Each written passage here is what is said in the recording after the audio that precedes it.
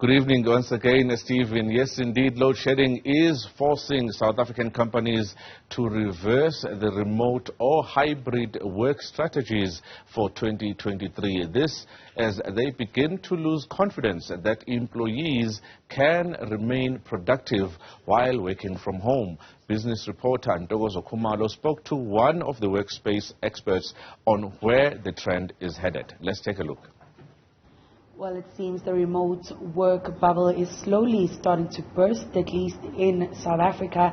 Well, that's what industry experts are seeing as some of the trends for 2023. And it might not be the reasons that we think it is. And to help me unpack a little bit more is Linda Trims, who is the director of Giant Leap. Thank you so much, Linda, for talking to us today.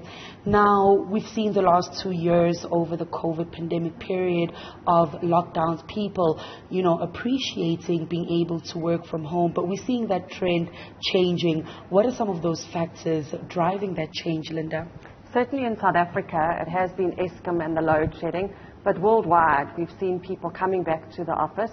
Leaders have also been outspoken about it. I think people like Elon Musk coming out and saying people must get back to the office have empowered leaders to speak about wanting their people back. And now in South Africa, load shedding is a huge consideration. Is it one of the key factors, or are there other reasons that people are wanting to return to the office aside from what the leaders have been calling for? I think load shedding's maybe driven people back a little bit quicker than maybe in other countries. But certainly there are other factors. Leaders are struggling with having people scattered all over. It's hard to tailor an office or a flexibility to absolutely everybody's needs. And there's a big disparity between those that are at home and those that are at the office. It's difficult to work 2 or 3 days. So certainly it is driving people back a lot quicker than we thought. Who shoulders that responsibility of ensuring that workers are able to get into the hubs such as Rosebank and Sandton and go perform their tasks each day? So I think it's difficult to say whose responsibility it is, but I think that's been one of the driving factors of getting people back. People are nervous about their jobs. They want to be seen, they want to be heard, they need to prove their success in an office in order to succeed and do well.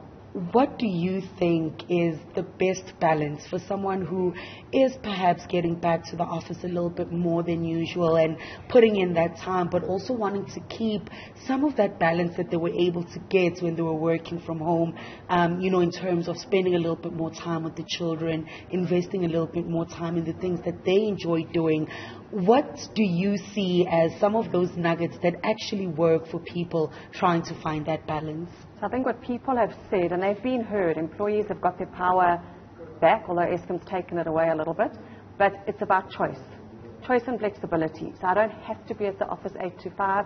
If your office have allowed you with the right technology and equipment at home, you don't have to be there 5 days a week. There are meetings you can have at home, you can leave a bit early, come in a bit late, come in certain days a week.